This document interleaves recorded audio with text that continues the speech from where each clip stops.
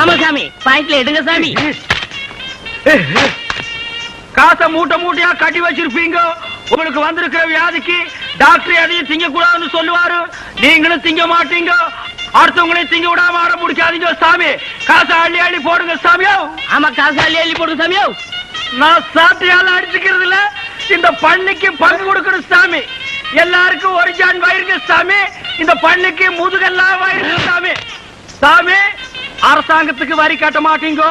கறி தின்னு பின்னால சொறி வந்து செத்து போயிருவீங்க. காசு போடுங்க சாமி, காசு போடுங்க. காசு ஒண்ணுமில்ல. யார வேடிக்கை போய் சொன்னது?